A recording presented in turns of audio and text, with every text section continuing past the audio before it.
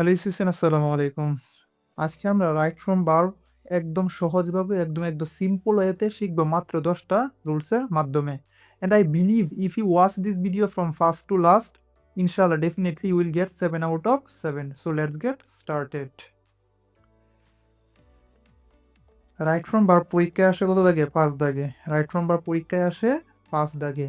মোট 14টি ভার্বের সঠিক রূপ লিখতে হয় এবং প্রত্যেকটা কারেক্ট আনসারের জন্য 0.5 করে দেওয়া হয়। তাহলে রাইট ফ্রম ভার্বে 0.5 করে দেওয়া হয়। যে 14টা না, 14টার জন্য 0.5 করে দেওয়া হয়, তোমাদের মার্কস হয় 7 নাম্বার। রাইট ফ্রম ভার্বসে ভালো করতে হলে নিম্নোক্ত রুলসগুলো মুখস্থ করার পাশাপাশি তোমাকে প্রচুর পরিমাণে প্র্যাকটিস করতে হবে এবং প্রত্যেকটা বোর্ড কোয়েশন এবং প্রত্যেকটা 2024 থেকে শুরু করে একদম 2017 পর্যন্ত প্রত্যেকটা বোর্ড কোয়েশনের প্র্যাকটিস ধারাবাহিক আকারে এই চ্যানেলের মধ্যে দেওয়া হবে। দেখো কিছু গুরুত্বপূর্ণ কথা এখানে কি বলা হচ্ছে, রাইট ফর্ম ভার্ব সমাধান করার পূর্ব শর্ত হচ্ছে তোমাকে আগে দেখতে হবে প্যাসেজটি কোন টেন্সে আছে। রাইট ফর্ম ভার্ব প্যাসেজটা যে প্যাসেজ থাকবে না, প্যাসেজটা তোমাকে দেখতে হবে কোন টেন্সে আছে। যদি প্যাসেজটা ফার্স্ট টেন্সে থাকে তাহলে দেখবে 70%, মোর দেন 70% আনসার উইল বি B2। মানে যদি প্যাসেজটা আমার ফার্স্ট টেন্স মানে অতীতের কোনো কাহিনী নির্ভর থাকে, মানে স্বাধীনতার যুদ্ধের কাহিনী, দ্বিতীয় বিশ্বযুদ্ধের কাহিনী, মানে অতীত নির্ভর যদি প্যাসেজটা হয় তাহলে দেখবা ম্যাক্সিমাম আনসার কি ভার্বের B2 মানে ফার্স্ট ফর্ম হবে। মোর দেন 70% আনসার উইল বি B2। আর যদি প্রেজেন্ট টেন্সে থাকে, প্রেজেন্ট টেন্সে থাকে তাহলে ম্যাক্সিমাম আনসার কি হবে? ভার্বের বেস ফর্ম হবে। এই বিষয়টা সবসময় খেয়াল রাখবা।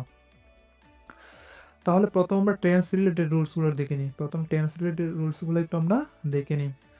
তো সেন্টেন্সটা যদি প্রেজেন্ট ইনডিফিনিট টেন্স হয়, মানে সেন্টেন্সটা যদি প্রেজেন্ট ইনডিফিনিট টেন্স হয় তাহলে উক্ত বাক্যের ভার্বটি হবে প্রেজেন্ট ফর্ম মানে B1।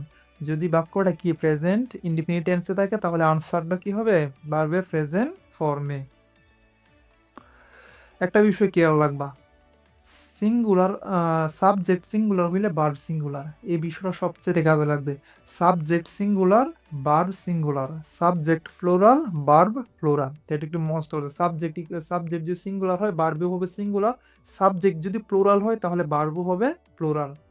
তাহলে সিঙ্গুলার ভার্ব কোনগুলাকে বলে? যে ভার্বগুলোর সাথে ইয়াস থাকে সেই ভার্বগুলো কি বলে? সিঙ্গুলার ভার্ব বলে। যেমন is, has, does, goes, was, means. মানে যে ভার্বগুলোর শেষে কি থাকবে? ইয়াস থাকবে। যে ভার্বগুলোর শেষে ইয়াস থাকবে সেই ভার্বগুলোকে বলা হয় সিঙ্গুলার ভার্ব। আর সিঙ্গুলার ভার্বের ডিমান্ড হচ্ছে কি? Singular subject. আর প্লুরাল ভার্বের ডিমান্ড হচ্ছে প্লুরাল, এই যে প্লুরাল ভার্বের ডিমান্ড হচ্ছে প্লুরাল সাবজেক্ট। এই বিষয়টা একটু খেয়াল রাখবো। চেনার উপায় আছে। বাক্যটা যে প্রেজেন্ট ইনডিফিনিট টেন্সে আছে আমরা কিভাবে চিনবো? বাক্যে কি অলওয়েজ থাকবে, অফেন, সামটাইমস, ডেইলি, ইউজুয়ালি অথবা বর্তমানের সমসাময়িক কোনো ঘটনা উল্লেখ থাকবে। যদি বর্তমানের কোনো সমসাময়িক বিষয় উল্লেখ থাকে অথবা এই শব্দগুলো থাকে অলওয়েজ, অফেন, সামটাইমস, এই অ্যাডভার্বগুলো থাকে তাহলে আনসারটা কি হবে? আনসারটা হবে প্রেজেন্ট ইনডিফিনিট টেন্সে। দেখো বিষয়টা একটু লক্ষ্য করে, এখানে কি বলছে? ইট গিভ স্ট্রেংথ টু আওয়ার, আচ্ছা টু আওয়ার বডি। আচ্ছা এখানে বলো ইট give strength to our body. আছে এখানে আনস হচ্ছে গিভস। এখানে আনস গিভ কেন হয়েছে? ইট ইট কি এটা সিঙ্গুলার না?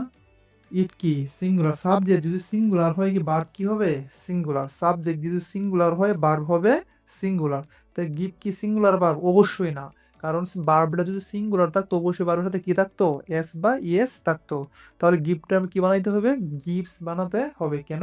কারণ ইট একটা, যেহেতু ইট কি সাবজেক্ট সিঙ্গুলার, ইট একটা না সাবজেক্ট সিঙ্গুলার, এর কারণে ভার্বও কি হবে? সিঙ্গুলার হবে। যেন ভার্বের সাথে কি হবে? এস দিতে হবে, গিভস। তাহলে it gives strength to our body. কারণ কি সাবজেক্ট যদি সিঙ্গুলার হয় ভার্বের সাথে এস বাই এস হয় না? অবশ্যই সাবজেক্ট যদি সিঙ্গুলার হয় ভার্বের সাথে এস বাই এস যুক্ত হয়। They always remain ill tempered. আচ্ছা বিষয়টা দেখে, অলওয়েজ অবশ্যই কি প্রেজেন্ট টেন্সে আছে না? প্রেজেন্ট ইনডিফিনিট টেন্সে আছে। যেহেতু বাক্যটা প্রেজেন্ট ইনডিফিনিট টেন্সে আছে আনসার কি হবে? প্রেজেন্ট ইনডিফিনিট টেন্স হবে। ভার্বটা কি প্রেজেন্ট ইনডিফিনিট টেন্স হবে। আচ্ছা দে সিঙ্গুলার না প্লুরাল? দে তারা, প্লুরাল না, তাহলে ভার্বটা কি হবে? প্লুরাল হবে। তো এখানে ভার্বের সাথে এস বা ইয়েস যুক্ত হয় নাই। কেন হয় নাই? যেহেতু সাবজেক্টটা কি? প্লুরাল। সাবজেক্টটা প্লুরাল হওয়ার কারণে ভার্বের সাথে এস বা ইয়েস যুক্ত হয় নাই। এখানে যেহেতু সাবজেক্টটা কি? সিঙ্গুলার, এজন্য ভার্বটা কি হইছে? সিঙ্গুলার। আর সিঙ্গুলার কাকে বলে? যে ভার্বগুলোর সাথে এস থাকে সেই ভার্বগুলোকে সিঙ্গুলার ভার্ব বলে। ঠিক সেই কারণে এখানে একটা এস দেওয়া হয়েছে। তো সেন্টেন্সটি যদি প্রেজেন্ট কন্টিনিউয়াস টেন্সে তার মানে সেন্টেন্সটা যদি কি প্রেজেন্ট কন্টিনিউয়াস টেন্সে থাকে তাহলে ভার্বের সাথে আইএনজি হয়। কন্টিনিউয়াস মানে কি? যদি চলমান বোঝায়, মানে বাক্যটা চলমানকে বোঝায় তাহলে ভার্বের সাথে আইএনজি যুক্ত হয়। যেমন আমরা জানি ওয়াজ ওয়ার, ওয়াজ ওয়ার, এটা am is are was were, am is are was were, এরপর ভার্বের সাথে আইএনজি হয়। অবশ্যই কন্টিনিউয়াস হতে ইয়াম ইজার ওয়াজ ওয়ার পরে ভার্বের সাথে আইএনজি হয়। তাহলে এখানে am is are now at this moment gradually, এই কনজাংশনগুলো বা এই শব্দগুলো যদি বাক্যের মধ্যে থাকে তাহলে ভার্বের সাথে কি হয়? আইএনজি হয়। যেমন দে আর প্লে, দে আর আর আছে না, যেহেতু am is are was were এই শব্দগুলো বাক্যে আসলে বাক্যে ভার্বের সাথে কি হয়? আইএনজি হয়। তাহলে এখানে প্লেটা কি হচ্ছে? Playing. They are playing in the ground, তারা মাঠে খেলা করছে, চলমান অর্থে ভার্বের সাথে আইএনজি হয়। সেন্টেন্সটা যদি প্রেজেন্ট পারফেক্ট টেন্সে থাকে, যদি বাক্যটা প্রেজেন্ট পারফেক্ট টেন্সে থাকে তাহলে আনসার কি হবে? হ্যাভ হ্যাজ প্লাস বি3। যদি বাক্যটা প্রেজেন্ট পারফেক্ট টেন্সে থাকে তাহলে কি subject equal to have has plus বি3 না? প্রেজেন্ট পারফেক্ট টেন্সের স্ট্রাকচারটা এখানে বলা হয়েছে হ্যাভ হ্যাজ প্লাস বি3 হবে। আচ্ছা, বাক্যটা প্রেজেন্ট পারফেক্ট টেন্সে আছে অবশ্যই আমাকে আইডেন্টিফাই করতে হবে। কিভাবে বুঝবো বাক্যটা প্রেজেন্ট পারফেক্ট টেন্সে আছে? সেটা চিনার একটা হবে কি? Recently, some recently, already, just, just now, yet, never, still, at present. যদি এই অ্যাডভার্বগুলো বাক্যের মধ্যে থাকে তাহলে সেই বাক্যটা কোন টেন্সে থাকে? প্রেজেন্ট পারফেক্ট টেন্সে। তাহলে প্রেজেন্ট পারফেক্ট টেন্সে যদি বাক্যটা থাকলে আনসার কি করতে হবে? হ্যাভ হ্যাজ প্লাস বি3। আচ্ছা, এখানে লক্ষ্য করো রিসেন্টলি, তাহলে রিসেন্টলি আছে মানে পুরো বাক্যটা কি আছে? প্রেজেন্ট পারফেক্ট টেন্সে। এখানে রিসেন্টলি আছে মানে পুরো বাক্যটা কি আছে? Present perfect. It has Ryzen, এখানে আনসার দেখো ইট হ্যাজ রাইজেন। যেহেতু রিসেন্টলি আছে এজন্য বাক্যটা হচ্ছে প্রেজেন্ট পারফেক্ট। ইটের সাথে হ্যাভ হয় না, হ্যাজ হয়। ইট যেহেতু সিঙ্গুলার, ভার্বটা কি হবে? সিঙ্গুলার। ইটের সাথে হয় হ্যাজ, ইটের সাথে হ্যাভ হয় না। তাহলে ইট হ্যাজ রাইজেন, হ্যাজ নিলাম আর ভার্বের কি নিলাম? বি3 নিলাম। তাহলে it has risen to an alarming rate taking a heavy toll of human lives. তাহলে এই জিনিসটা একটু খেয়াল রাখবো। এই রুলটা সবচাইতে বেশি আসে, এই রুলটা সবচাইতে বেশি আছে। যেমন কি বলছে? যদি সেন্টেন্সটি ফার্স্ট টেন্সে থাকে, যদি ফার্স্ট টেন্সে থাকে ভার্বটি কি হবে? ফার্স্ট ফর্ম মানে বি2 হবে। যদি বাক্যটা ফার্স্ট টেন্সে থাকে তাহলে ভার্বটা কি হবে? বি2 হবে। আচ্ছা, বাক্যটা ফার্স্ট টেন্সে আছে চিনবো কিভাবে? বাক্যটা ফার্স্ট টেন্সে আছে এটা আমরা চিনবো কিভাবে? Once, yesterday, ago, last night, the last year, last night, once upon a time, long ago, অথবা অতীতের কোনো ঘটনা উল্লেখ থাকবে, মানে বাক্যটা ফার্স্ট টেন্সে আছে সিনারি এই শব্দগুলো থাকবে, অথবা অতীতের কোনো ঘটনা উল্লেখ থাকবে। যেমন এই মুক্তিযুদ্ধের কাহিনী, বিশ্বযুদ্ধের ঘটনা, যেহেতু অতীত নির্ভর কোনো একটা ঘটনা সেই বিষয়গুলো থাকে তাহলে ভার্বটা কি হবে? ভার্বটা ফার্স্ট ফর্ম মানে বি2 হবে। এখানে once there lived an ideal queen. আচ্ছা, এখানে ওয়ান্স আছে না? যেহেতু বাক্যে ওয়ান্স আছে তাহলে বাক্যটা কোন টেন্সে আছে? ফার্স্ট টেন্সে। যেহেতু বাক্যটা ফার্স্ট টেন্সে আছে আনসারটা কি হবে? ফার্স্ট টেন্সে। লিভের ফার্স্ট টেন্স কি? লিভড। লিভের ফার্স্ট টেন্স মানে লিভড। যদি বাক্যটা ফার্স্ট টেন্সে থাকে তাহলে আনসার হবে ফার্স্ট ফর্ম মানে বি2। তাহলে লিভের বি2 কি? লিভের বি2 হচ্ছে লিভড। টু ওয়ার্ল্ড ওয়ার্স, দ্বিতীয় বিশ্বযুদ্ধ, damage the economy system of whole world, পুরো পৃথিবীর অর্থনৈতিক অবস্থাটাকে তারা ড্যামেজ করে দিয়েছিল। আচ্ছা, দ্বিতীয় বিশ্বযুদ্ধ কি এখন হয়েছে? না, আরও 100 বছর আগে আগে ঘটছে। যেহেতু এটা অনেক আগের কাহিনী তাহলে অতীত না? যেহেতু অতীত থাকলে ভার্বটাও কি হবে? অতীতে হবে। ভার্বটা অতীত মানে কি? ভার্বের ফার্স্ট ফর্ম মানে বি2। তাহলে ড্যামেজের বি2 কি? ড্যামেজের বি2 হচ্ছে ড্যামেজড। হি কাম হোম ইয়েস্টারডে। আচ্ছা, ইয়েস্টারডে গতকাল না? যেহেতু অতীতে, বাক্যটা কোথায় আছে?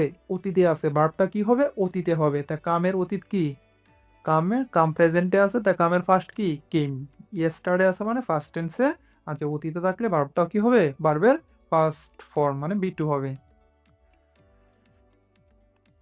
এই রুলটা থেকে মনে করে একটা কমপক্ষে 2 থেকে 3টা থাকি আনসার। এই রুলটা থেকে প্রিপোজিশনের পর ভার্বের সাথে আইএনজি একদম সহজ, এবং এটা থেকে রুল প্রত্যেক বছরই থাকে এই রুলটা থেকে।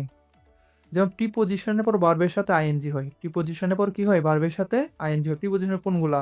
In, without, of, by, after, before, on, for, from, besides, into. এই প্রিপোজিশনগুলো আছে না, এই প্রিপোজিশনের পর যদি ভার্ব আসে, এই প্রিপোজিশনের পর ভার্ব আসলে ভার্বটা কি হয়ে যায়, ভার্বের আইএনজি ফর্ম হয়ে যায়।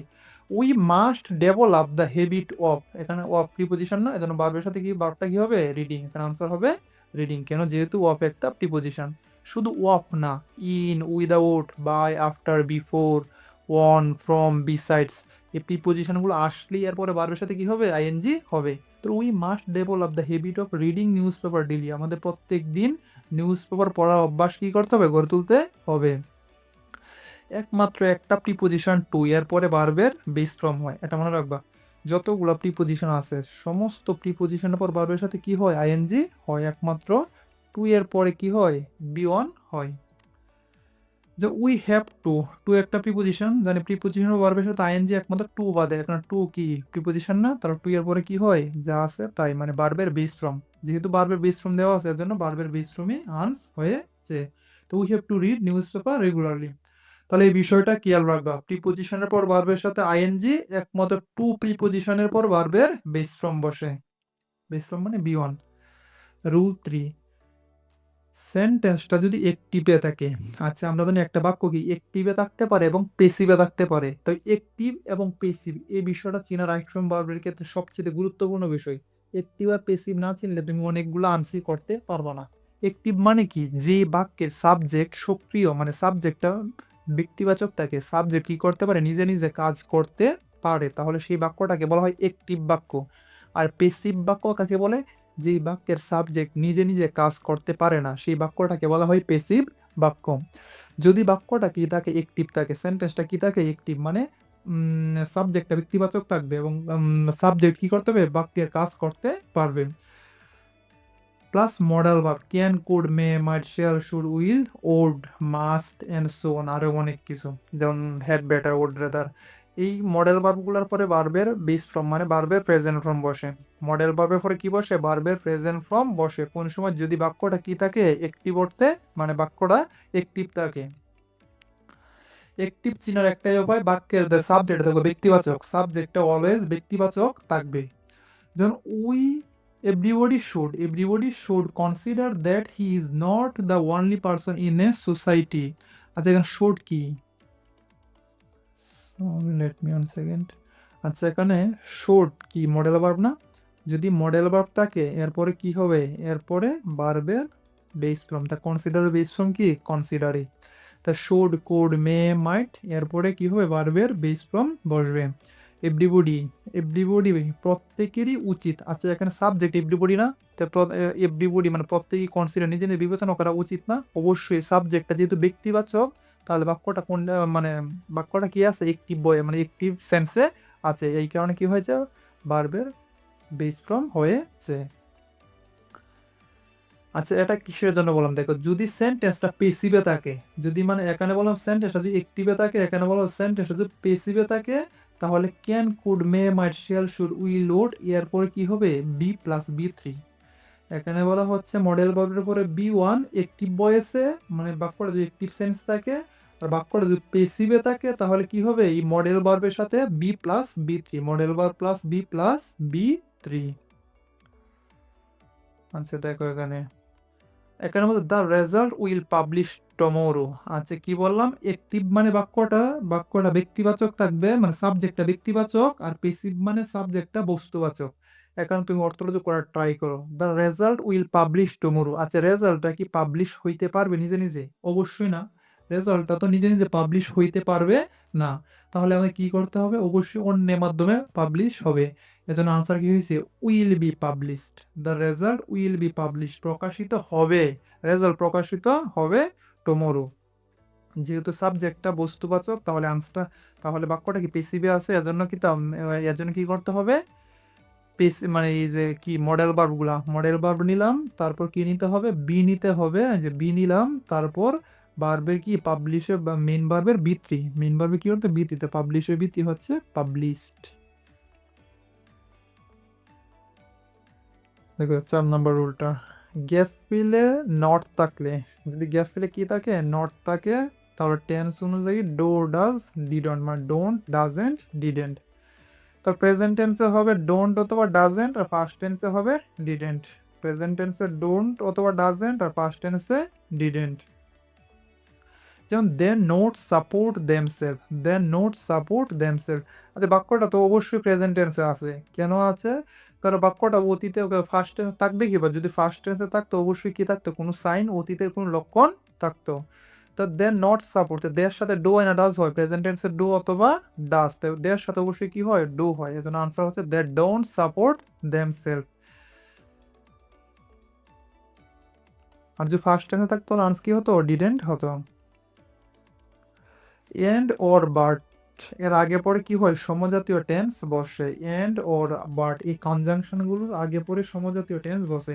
এন্ড এর আগে প্রেজেন্ট টেন্স হলে এন্ড এর পরে ফার্স্ট টেন্স, এন্ড এর আগে ফার্স্ট টেন্স হলে এন্ড এর পরেও ফার্স্ট টেন্স, ওর এর আগে প্রেজেন্ট টেন্স, ওর এর পরেও প্রেজেন্ট টেন্স, ওর এর আগে ফার্স্ট টেন্স হলে ওর এর পরেও ফার্স্ট টেন্স, মানে আগে পরে সমজাতীয় টেন্স, এন্ড অর বাটের আগে পরে সমজাতীয় টেন্স।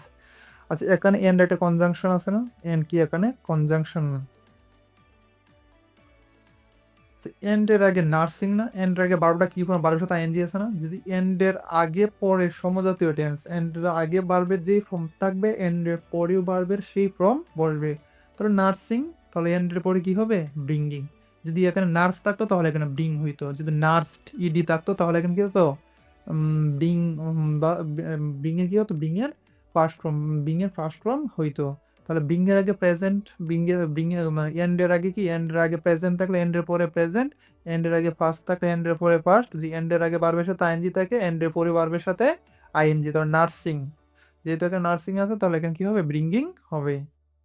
তো এন্ড অর বাট এর আগে পরে সমজাতীয় টেন্স বসে। রুল 6, একটি সিম্পল সেন্টেন্সে একাধিক ভার্ব থাকলে, মানে একটা সিম্পল বাক্যের মধ্যে যদি একাধিক ভার্ব থাকে, প্রথম ভার্বটি বাদে সকল ভার্বগুলো কিন্তু নন ফাইনাইট করতে হয়। আমরা জানি একটা বাক্যের মধ্যে কিন্তু ফাইনাইট ভার্ব একটাই থাকে, একটা বাক্যের মধ্যে ফাইনাইট ভার্ব একটাই থাকে, বাকিগুলো নন ফাইনাইট করতে হয়। নন ফাইনাইট মানে কি, ভার্বের সাথে আইএনজি করতে হয়।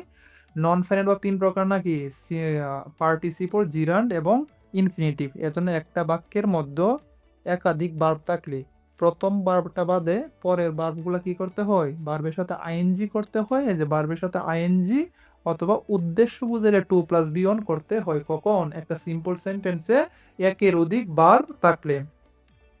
আচ্ছা উদাহরণটা যদি দেখি, হি স্টার্টেড, স্টার্টেড শুরু করা একটা ভার্ব না, একটা বাক্যে কি একটা ভার্ব, একটা বাক্যে একটা ভার্ব এসে পড়েছে, এজন্য পরবর্তী ভার্বটা কি হবে, ভার্বের সাথে আইএনজি হবে, শোয়িং।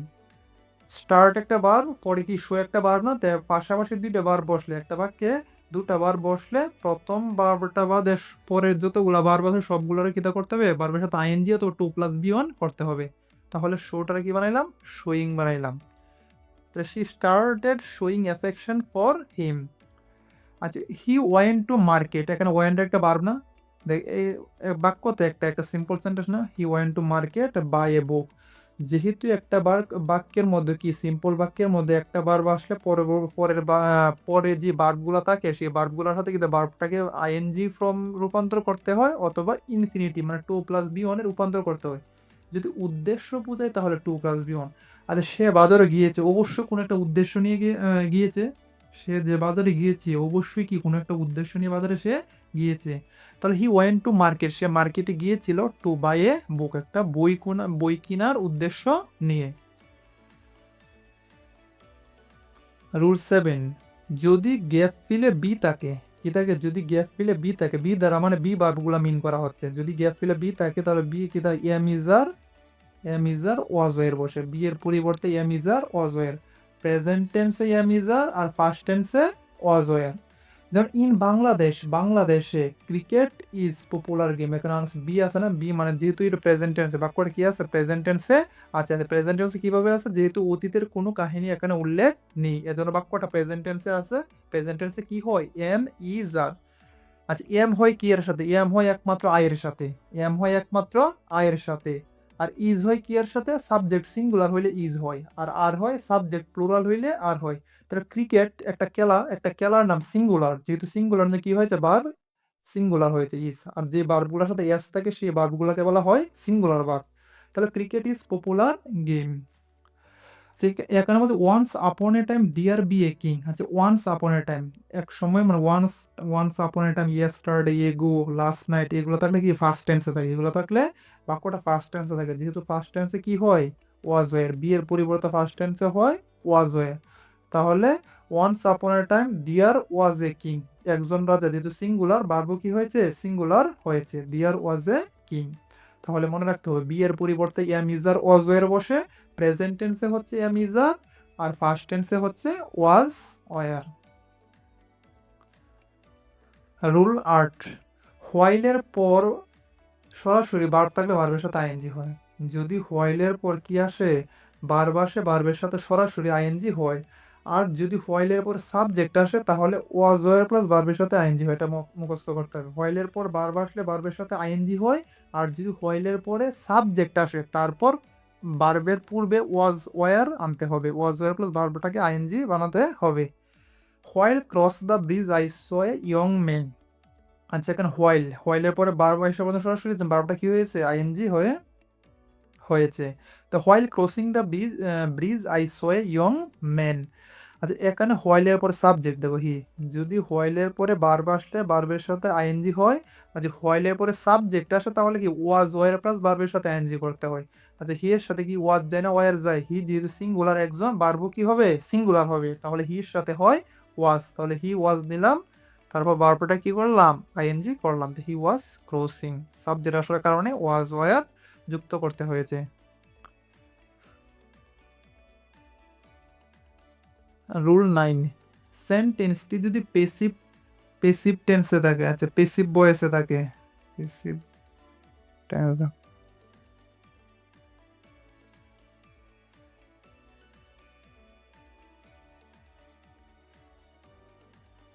আচ্ছা এখানে বলছে সেন্টেন্সটা যদি পেসিভ হলে, মানে পেসিভ মানে বাক্যটা কি করতে মানে একটিভ বাক্য, বাক্যে কত বড় দুই একটা একটিভ বাক্য আর একটা পেসিভ বাক্য। একটিভ হচ্ছে কি সাবজেক্ট নিজে নিজে কাজটা করতে পারে, সাবজেক্টটা ব্যক্তিবাচক থাকে, আর পেসিভ হচ্ছে কি সাবজেক্টটা বস্তুবাচক। রাইট ফ্রম ভার্ব করার ক্ষেত্রে তোমার বাক্যটা দেখতে হবে একটিভে না পেসিভে, যদি তুমি ফুল মার্ক পেতে চাও। তাহলে সেন্টেন্সটি পেসিভ হলে টেন্স ও পার্সন অনুযায়ী,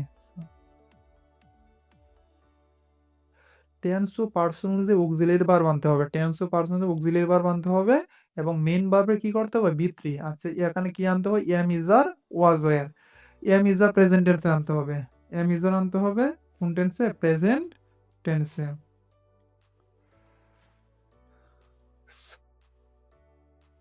এস এন টি। আচ্ছা দেখো, আর ওয়াজ ওয়ার আনতে হবে পাস্ট টেন্সে।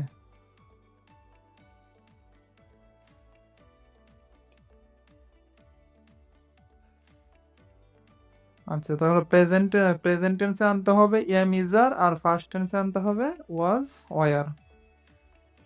আচ্ছা, English speak all over the world. আচ্ছা, ইংলিশ স্পিক অর্থ বলা, ইংলিশ কি বলতে পারে?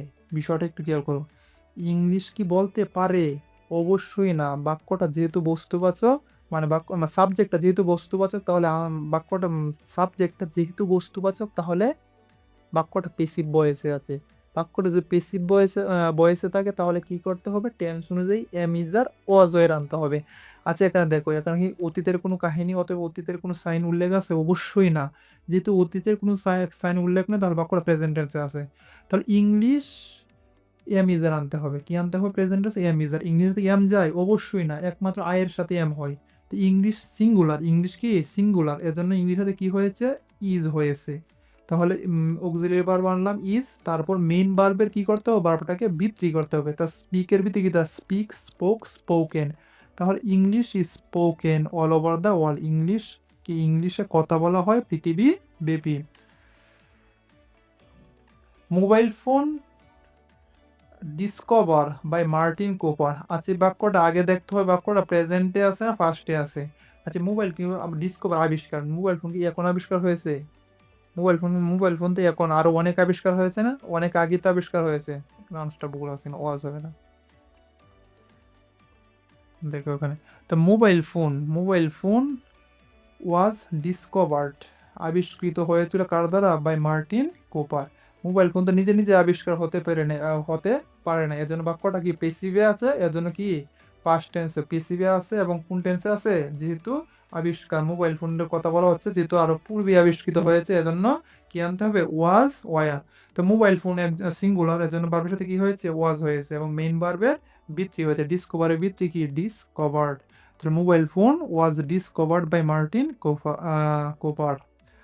Verb call, the heartbeat of a sentence. আচ্ছা, verb কি বলতে পারে নিজে নিজে, না verb কে বলা হয়? অবশ্যই verb কে বলা হয়। তাহলে verb যদি সিঙ্গুলার, এখানে কি হচ্ছে? ইজ। প্রেজেন্ট টেন্সে যেহেতু এখানে অতীতের কোনো সাইন নাই, তাহলে বাক্যটা কোন টেন্সে আছে? প্রেজেন্ট টেন্সে। তো প্রেজেন্ট টেন্সে কি হয়? এম ইজার। তো এম ইজার এখন আই এর সাথে এম, আর যদি সাবজেক্ট সিঙ্গুলার হয় তাহলে ইজ, আর সাবজেক্ট প্লুরাল হলে হবে আর। তাহলে ভার্ব যদি সিঙ্গুলার, তাহলে কি হয়েছে? ইজ। ভার্ব ইজ, আর মেইন ভার্বের বৃত্তি, কলের বৃত্তি কি? কল্ড। তাহলে verb is called the heartbeat of a sentence. ভার্বকে বলা হয় একটা সেন্টেন্সের হৃদস্পন্দন। একদম শেষের রুলটা, রুল নাম্বার 10। সেন্টেন্সের শুরুতে ভার্ব থাকলে ভার্বের সাথে আইএনজি হয়। মানে একটা সেন্টেন্স শুরু হয়েছে, সেন্টেন্সটা শুরুতে একটা ভার্ব, সেই ভার্বটা কি করতে হবে? ভার্বের সাথে আইএনজি, ভার্বটা কি আইএনজি রূপান্তর করতে হবে। Teach is a noble profession, টিচটি কি হয়ে যাবে? Teaching is a noble profession. আর শুরুতে যদি ভার্বের সাথে আইএনজি থাকে, সেই ভার্বটাকে বলা হয় জিরান্ড। জিরান্ড কিসের মতো কাজ করে? নাউনের মতো কাজ করে। তাহলে শুরুতে যদি ভার্ব থাকে, ভার্বের সাথে কি হবে? ভার্বের সাথে আইএনজি হবে। তার টিচটা আমরা কি করলাম? টিচটাকে আমরা টিচিং করলাম। তা teaching is a noble profession. দেখো এখানে মাত্র 10টা রুলস দেওয়া হয়েছে, এবং এই 10টা রুল সবচেয়ে ইম্পর্টেন্ট, সবচেয়ে ভেরি ভেরি ইম্পর্টেন্ট। প্রত্যেক বছর এই 10টা রুল থেকে ঘুরে ফিরে আসে। এই রুলসগুলো কি করতে হবে? তোমাকে একদম মুখস্থ করতে হবে। তুমি যদি রাইট ফ্রম ভার্বে ফুল মার্কস পেতে চাও, তোমাকে কি করতে হবে? এই রুলসগুলো ফার্স্ট টু লাস্ট একদম ভালোভাবে মুখস্থ করতে হবে। তারপর প্র্যাকটিস করতে হবে, তারপর তোমাকে একটু প্রচুর করে প্র্যাকটিস করতে হবে। এবং প্রত্যেকটা বোর্ড কোয়েশনের প্র্যাকটিস আমি কি একদম ভেঙে ভেঙে এই চ্যানেলের মধ্যেই আপলোড দিব, এবং প্রত্যেকটা বোর্ড কোয়েশনের প্র্যাকটিসগুলো এখানে দেওয়া হবে। যা ওয়ার্ডস অ্যান্ড গ্রেসের মেইন ক্লাসটা নেওয়ার পরে 2023-এর সমস্ত বোর্ডের প্র্যাকটিসগুলো একদম বাংলা অর্থ সহ ভেঙে ভেঙে দেওয়া হয়েছে। আর ঠিক সেইভাবে প্রত্যেকটা গ্রামারের আইটেমগুলো কী হবে? প্রথম মেইন ক্লাস নেওয়া হবে, মেইন ক্লাসটা নেওয়ার পরে প্রত্যেকটা যে বোর্ড কোয়েশনগুলো আছে, সমস্ত বোর্ড কোয়েশনগুলো সবগুলো একদম সমাধান করা হবে। সেই পর্যন্ত সাথেই থাকো, এবং কোন কোন বিষয়ে ভিডিও চাও তা কমেন্টে জানাও। তোমাদের যে ভিডিওগুলো আগে প্রয়োজন, এবং তোমাদের প্রায়োরিটির উপর ভিত্তি করেই ভিডিওগুলো বানানো হবে। এবং যে ভিডিওগুলো যদি ভালো লাগে, তাহলে চ্যানেলটা সাবস্ক্রাইব করে পাশেই থাকো।